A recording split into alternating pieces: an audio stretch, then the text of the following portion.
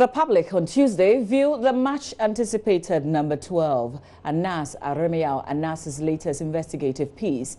The sheer scale of what match officials and the president of the Ghana Football Association did in that video defies belief.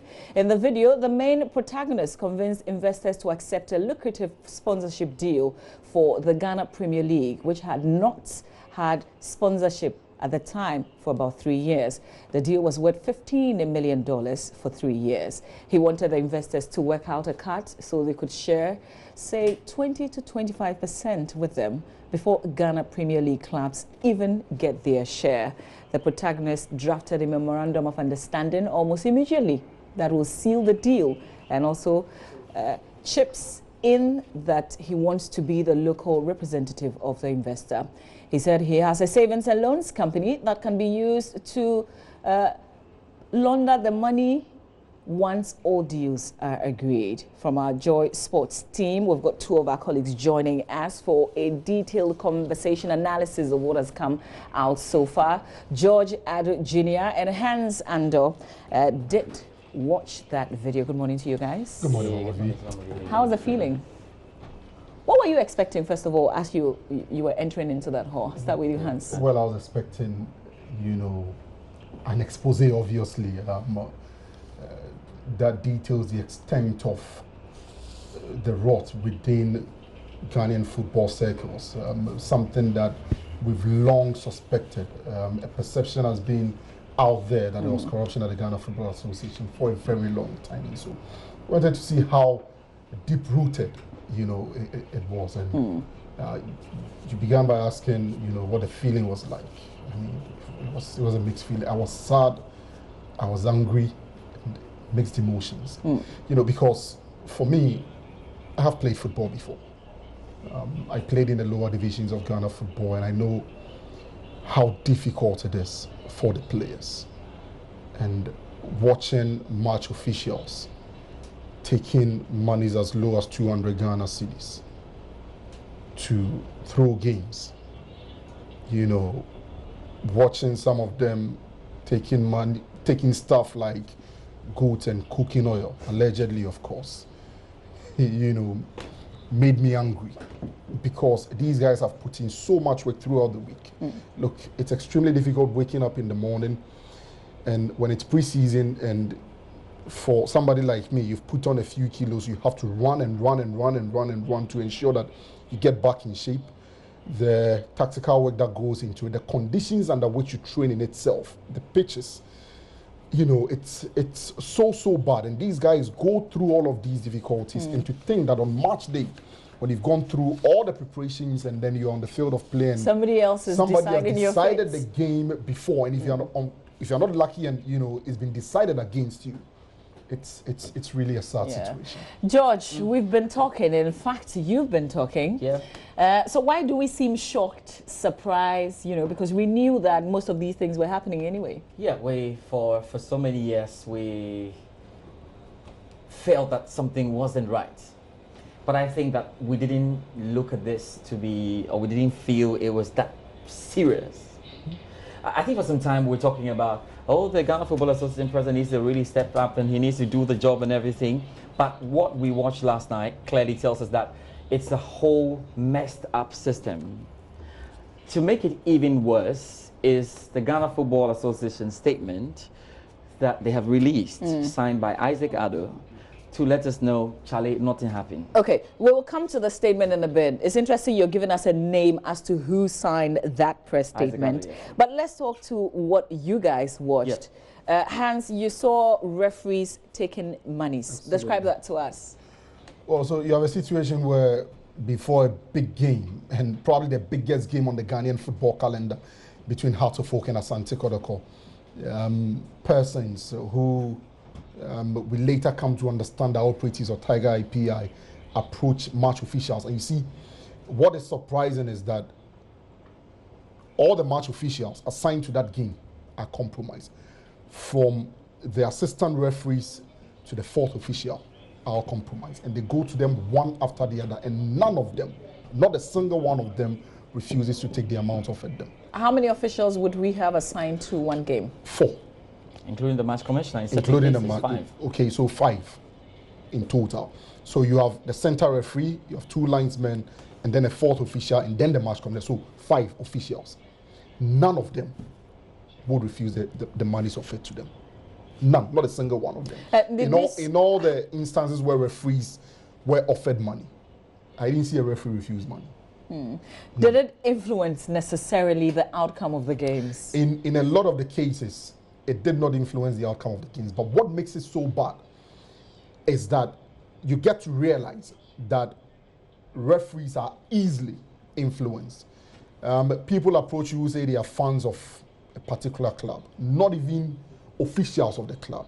These are fans, and then they want to give a match official money so that you influence. Sometimes they are very specific. We want you to protect a particular player because if he gets a yellow card, the player is going to be suspended for a number of games, and so ensure that you don't give this player a yellow card. And you have the match officials actually telling these guys that you need to speak to your players, and the cite instances where the players make it difficult for them even after they've been offered money to protect them to do the job they've been asked to do. You know, it didn't necessarily influence some of the games. For instance, the Hartlepool Wafa game, for instance, match officials were approached, they took the money, but Hartlepool were hammered by 5 goals. But, you know, just on that angle there, why didn't the money's Tiger PI pay the referees, not really influence the games? Now, there's a little story here. Yeah. Because we've had 2 clubs come out to say sometime that we paid money to the referee, that I paid money. It's a case of the highest bidder. Who paid more? Yes. So one, the Tiger PI guys were not even interested parties. They were like, well, I'm a fan of the club. And the referee responds, oh yeah, me, I also like Accra House of Oak, so let's help our club. So the referees will actually declare their allegiance. Yeah, so it is possible that the referee could take money from Tiger PI, could take money from... But probably took a higher one somewhere. Exactly, the highest bidder. Because in most of the situations, you know, Tiger PI, in the narration, was saying that they were surprised that when the game they had paid for was almost ending that way, then the referee takes a penalty to the other side to upset the results. So what does it tell you? And my worry is if someone can walk up to a referee easily and just tell you, I'm a fan of the club, I want you to do this. He's not even a CEO of Hartlepool. But guys, does that matter? I mean, that shows you how easy it is. I mean, I would say. So you're talking about the easy access to any official. It's too easy. Mama V, I tell you, as you sit here, you can fix about 30 matches in the Ghana Premier League. That's what it means. Let me give you a sense of how easy it is. In a portion of the video, you have the operatives from Tiger actually go into a hotel room where referees who are supposed to officiate the game were lodging. And in the room, there are several beds. You have one female referee and a male referee on one bed, one male referee, another male referee also on different beds. And then they give the money to the first referee. He takes it, gives it to the second match official who was on the bed with the other female referee. He takes it, the female referee takes it, and the 4th referee also takes it. That is how easy that people are able to know where match officials are lodging, that they're able to gain access to their hotel rooms to be able to give them money, and they accept it. I want to take you guys just a little bit. The Commonwealth Games, remember the issues with the traveling? Yeah. But apparently the National Sports Authority could make it so easy for anybody to travel. Yes. This was also part of the revelations in this documentary, George. And that's why when it came up, I said, don't worry too much about what happened at the Commonwealth Games. We needed a bigger investigation into how all these sports federations actually go out there. It's big business. And we saw it on video. People were ready to pay €5,000 to get into teams they were not part of, and promising Schengen visas over, and that was clear on it. I don't know, but this is just, if you like, the evidence, because there were people. Robert Mensah, Safo Mensah, who was the then NSA boss, yes, was suspended by the president. This video would make the president feel a lot better, because in that video he was taking money to influence, a player's selection in the national under-17 team that were moving to India. The national under-17 team had played the Africa Cup of Nations. Should have had a good set. It gives us a lot of understanding now to why the team changed so much when they went back to India and they lost out in the quarterfinal. There he was taking money to influence a player selection into that team. National Sports Authority Director, he controls a lot. His office is at the Accra Sports Stadium. Come on, please. Amazing. I mean, where are we coming in? There's also fixing of players. And when I remember this, I remember the complaints by some senior players, international players, who say they don't get call-ups. And even when they do, I mean, it's a struggle because you have to sort so many people out to be included. This is essentially, Hans, evidence that what we've been hearing really is true. Absolutely. I mean, sometimes call-ups are made for the nationals, and I can cite several instances. Nana Kwesi Asare has been playing in Belgium for over 10 years. I think I was in secondary school with him. He was at Gomafete Feyenoord then when he left Ghana for Belgium, and he's been playing there since. He's captained a top-flight side in Belgium. He's been consistent throughout the years, and he never, ever gets a look in. Another instance, Enoch Edu Kofi. He's been one of Ghana's most consistent performers in Europe for a very long time, consistently playing in European competitions, and I'm talking about the Europa League, Champions League. He never gets a look in. I can go on and on and on and on. There are days national team call-ups are made, you look at the list, and there's a player from somewhere that you haven't even... No, but hang on. I seem to be a bit confused. From the Cambodian league. George, we're told that is the manager, the coach, essentially, who does these call-ups. How true is this? Because if we have officials in there at the GFA who are doing this behind the scenes. That's we're having a good insight into this. We're told that the coach does it. Sometimes when the coach comes out, he says, yes, I do it. But in our circles, it's very difficult. And some coaches have told you. And I've had coaches who have told me personally that, yes, privately they tell you that there's a lot of pressure on them. So don't be fooled. Our selection process, we probably need to do a little. I'm saying that all these things are just like the tip of the iceberg, and Anas has just dotted the lines on which sports journalists will have to dive into, because I think there are more areas. We can have a 1-hour documentary on what happens with selection of players right from club level all the way to the Black Stars, and you should watch carefully the posture of these players when they get into it. That's why they have that posture. It's like you can do nothing to me. Do you know where I'm coming from? I have paid, I'm here. You can't talk to me anyhow. Where are you coming from? That's the attitude we've had. So don't get surprised when they're slapping, I want us to specifically talk about Patrick Razak. Okay. Patrick Razak. Because, I mean, I got to know his name because of this documentary. But I'm told that he's like a Messi. He's a fantastic player at the Crown. So whether you pay for him to be included or not, it really doesn't matter. Exactly. And that's a surprise in there, why somebody would pay for Patrick Razak. But you see, I can understand. Very often, per a coach's tactics for a particular game, a player would have to be benched. You have a situation where there's a scout around looking at that player in view of offering that player a contract outside the country, a lucrative contract. You can have somebody approach, just as we saw, an official, very often, of the management committee of whichever national team, to tell him to get the coach to play the player because somebody wants to take a look at the player. These things happen.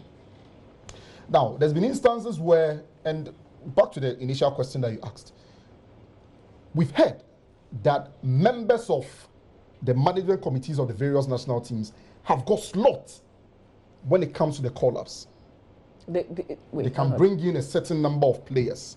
So more like they've got allocations. Exactly, they've got allocations. I mean, if there are about 9 members, each of them can bring in 2 players, or each of them can bring in 1 player. And that's like that's settled. It's settled. Oh, it's settled. And those players are going to have a look. Amazing. I want to add to Hans that Patrick Razak needs somebody to do that for him, to play. It doesn't matter the talent. You see, unfortunately, it doesn't matter the talent you've got. All the players watching us right now know that you need an agent, you need somebody somewhere to lift you to the next level. Even if you're a Messi or a Ronaldo. Because remember the Waffle, I remember very well the Waffle competition where the local Black Stars B, or the local Black Stars, or the Black Stars B played in.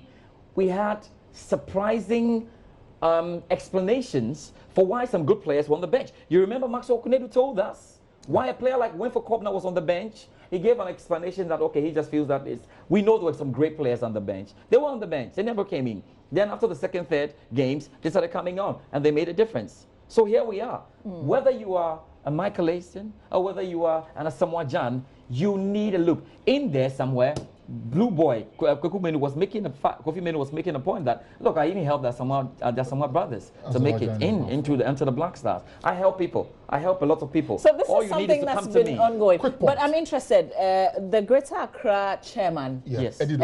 Where is he now? What is his role in this whole football? Oh yes, Eddie Doku was the management committee chairman of the local Black Stars, and that local Black Stars team were playing the WAFU competition.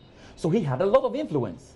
I heard in the rumor mill that he was actually deciding who does what, including who was the captain. So I guess we're not surprised that this is happening. But where is he now? Because I understand now. He's with the national team in Iceland.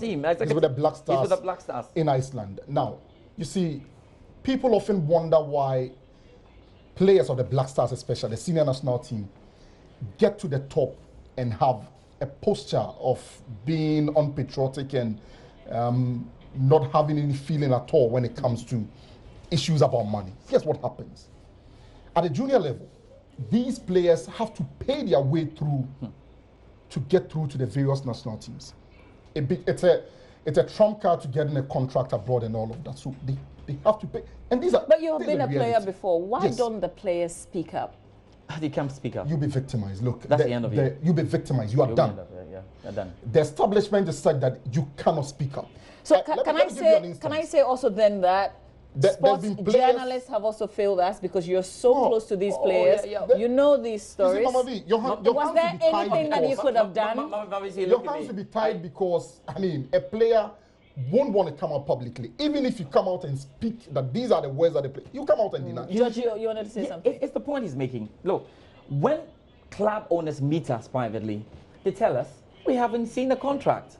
Yet none of them is on air saying we haven't seen a contract. They don't help us, they help them.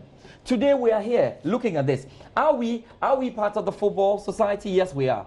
Do we directly invest their monies? I don't quite think so. They put their monies in. When such an expose is out, they are out there telling us that, let's wait, it's all alleged. When your FA president is clearly taking money for his own interests at the expense of your association, when you pay that you are part of, what do you want us to do? Let's spend a bit of time and do a little bit of some sort of reflection. Yes. There are at least two people that I know of that we've publicly condemned. They have become like bad boys. Sule Muntari, Kevin Prince Boateng. They spoke. Yeah. And they were sidelined. Exactly. And that's what I was talking about. There are earlier examples. And I can mention Ishmael Yate. Yate came out, okay, and he spoke. I think for the 2009 Under-20 World Cup. Baba Amando. Baba Amando has come out to speak. The moment you speak, forget it. You're not part of it. Out of it. We see Muntari, of course, he's not in good form and all of that. But from the moment he spoke, can we go back to the whole slapping incident there? You know, like. And I wanted to speak for Muntari. Okay. For me, I think that what we saw in Brazil in 2014 from Muntari is a result of years of frustrations that he's had to endure. Yeah. And it got to a point where he simply had to react. He simply had to do something. And I know Muntari. I don't know him up close, but I've been close enough to know the sort of person he is. He will keep a lot of things inside, but when he explodes, it's messy. And so you realize that it had gotten to a point where, you know, he simply had to explode. Just make the point. So what's the point? So, let me show you. Let me explain what Sule Muntari is worried about. Sule Muntari is worried about this. He is. Does he understand why they put in all the work and they've got a so-called management committee? They've got a management committee who are going to be spending part of the money and are going to be doing that annoyingly with coefficients 3x, 4x, 5x. I don't think anybody understands what coefficients is all about. But that's what the Ghana Football Association sat before a presidential commission of inquiry for that 2014 World Cup to tell us about coefficients. That's mathematics. That's elective maths on 2x and 3x and 4x. And how they so the players got frustrated to that point. The players got frustrated to that point, and he couldn't hold it anymore. And says, our monies are not coming. You've got your sports minister here, and our monies are not coming. And you were telling us stories. What is your own even coming to disturb us? And that's why he went ahead to do that. So look at it, Mama V. The whole structure is messed up, right from the players selection, player status committee. You can even pay money for player status, for him to clear you, to make you a legal player, to make you someone floating status. And you come to the referees themselves, the referees association, the referees management. I mean the appointment committee. You move up slightly. You come to the various disciplinary committee, the ethics committee. You go up to the executive committee, and you meet the Godfather himself, like George, Anas put it. Every committee within the Ghana FA setup has issues with credibility. Now, let me give you an instance. Player status, for instance. You can acquire floating status, that's what they call it. And for me, it's funny why a player signs a contract with a club, the contract runs out, and you require floating status to move on to the next club. It doesn't make sense. I've always questioned it. But players have ways of getting the floating status, and it's funny how they acquire it. Again, I don't know what the system is now in terms of registration of players, but I had teammates who had multiple registrations. Our teammates whose names, as I knew, were not the names on their registration cards. These are things that were happening. And I'm sure these are things that are still happening. And then we come to even age cheating, for instance. It's a big issue in African football. Yeah. They would deny it. But the reality is that these are things that are going on. And it is aided by the establishment. Hans, there's more to talk about. We will look at the press statement, essentially, that's been issued by the GFA. And we're asking the question of what happens to the entire structure. What would it take for us to dissolve the entire GFA? Stay with us. We've got Edwin Nilante van der Poy, who is a member of parliament for Odododio. He's a former sports minister. He joins us after this. You're live here on Joy News Desk. The good thing for me, or for some of us, is that there were referees in there. I mean, there were much administrators, football administrators in there who rejected the office, which tells me that there are some in there who have integrity, who we can trust. And I think that the way forward, two ways. The FA has its own regulations concerning some of these things, which border on ethics.